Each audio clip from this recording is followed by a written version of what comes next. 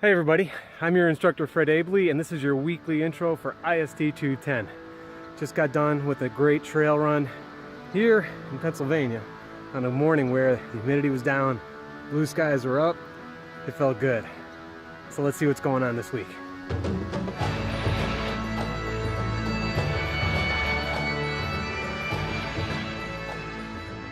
Okay, so I got a little cleaned up and decided to come outside here near where I live and be out in the woods a little bit, get some fresh air. So anyway, what do we got going on this week? There's a number of things that just changed. Over the last week, I recognized the fact that a lot of you took great initiative to go out and form your teams, and unfortunately, due to an oversight and some settings there, I had to open up a new tab, and it'll now say Flicks to You Teams, and you're going to go in there and then just put your people back onto the teams that you wanted. Now, what I will do is I'm going to close off the team building period this Thursday, and then once I see whoever's left, I will randomly assign them to teams. Okay, so we'll have all those teams that have already been formed or are still forming go under the Flicks to You tab and just move your members in there. And like I said, anybody that was not successful in getting onto a team, I'm going to go ahead and begin to put you in there some point Thursday, probably after 7 p.m. Eastern Standard Time. All right, now you're going into Chapter 2, and Chapter 2 is going to have you become a little bit more informed on database fundamentals, in particular some really basics on modeling and so on. And you're going to see also this week's lab is the Getting Started lab. You're going to actually finally get into the database, and you're going to do some really simple things. I'm going to cut away, or I'll provide another video actually that will allow you to go in and see, what that piece is going to look like. It's a simple lab.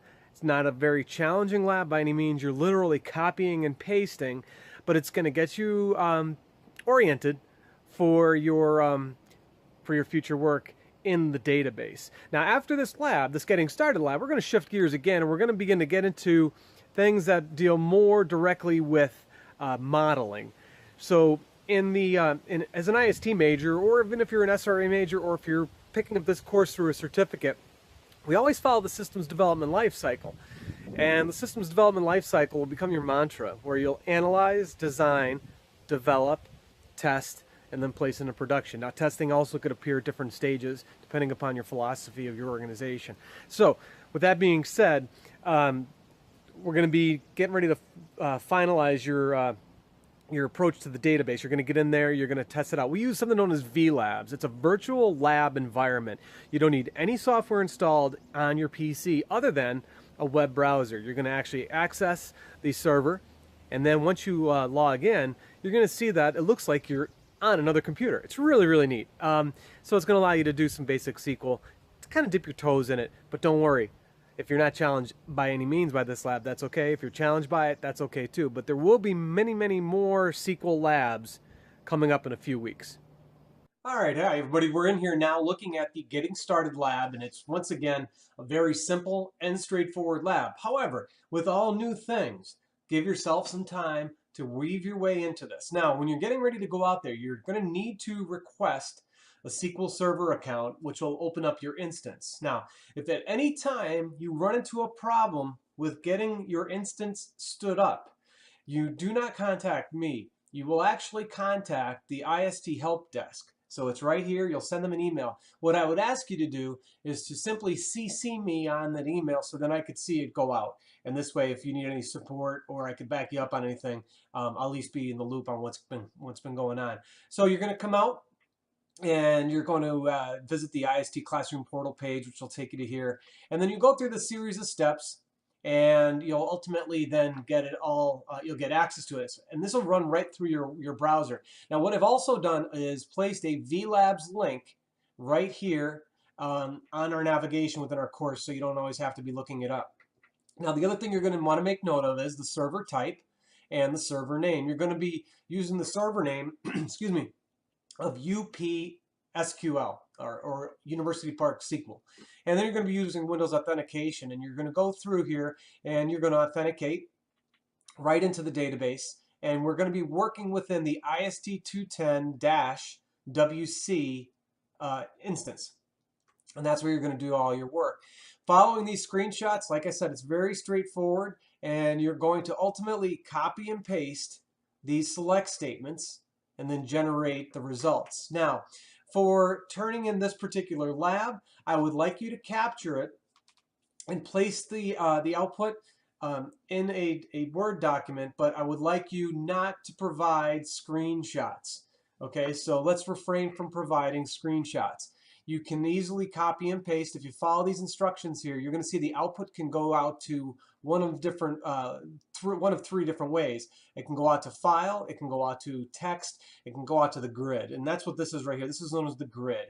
And you really can't copy and paste that. So you want to switch it over to text and then copy and paste that into your document, and then you'll turn that document into me. What I would prefer is if the document was saved as a PDF file and then submit that up to me that way.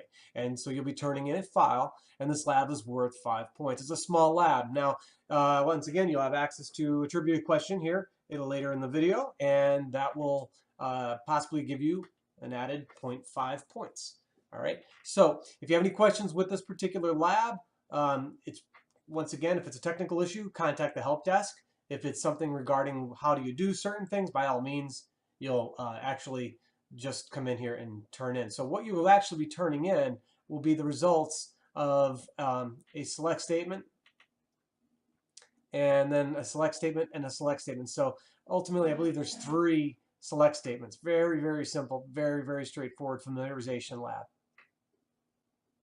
Okay, I just wanted to show you something here. I recently came back from a family vacation. We went to Walt Disney World in Orlando, Florida, and we were big Disney fans by all means, and we had 14 of us going. Now, one of the big things that they use in Disney World are these magic bands.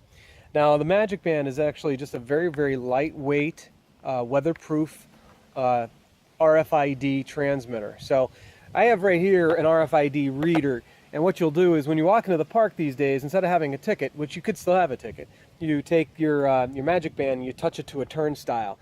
And these turnstiles are at different locations, well, when you enter the park, but also if you have what's known as a fast pass that allows you to get on the ride quicker, you walk up to the turnstile and you beep, you get in. One of the reasons why I wanted to show you this, though, is this technology is all built on top of database technology. So you're seeing a great end product that's, definitely doesn't look like a database, and it doesn't smell like a database, whatever that means. But you could start to understand now, in this course, you're going to be building the architecture that would support something like this. Now, granted, you're not going to be building RFID transmitters and readers and so on, but you will be modeling databases. And once you model a database, then you build it with SQL. So there you have it. That's, like I said, it's a magic band, but really it's built on some database technology so that everybody that has one of these has a unique identifier, which will be a primary key. And then once you tap into that device, it's looking up your information based upon your unique identifier. And then it's going to also pull up any record information. And there may be certain information stored in that. For example, when we went on one of the rides, it was Rock and Roll Roller Coaster, and we used our magic band at a fast pass that got us into a separate line. And then when we got to one part of the ride, there was a poster there that said, my wife's name is Jennifer, and it was like, Jennifer in concert, May 18th, up in my part of Pennsylvania. It was customizing the experience for us. So we're seeing a lot of personalization in many, many, many things that we have in our world today. But that was just a great example of using a database. Okay, so this week coming up, now you have Chapter 2 assessment. You also have an MOU and contract that needs to be finalized. I moved the due date on that.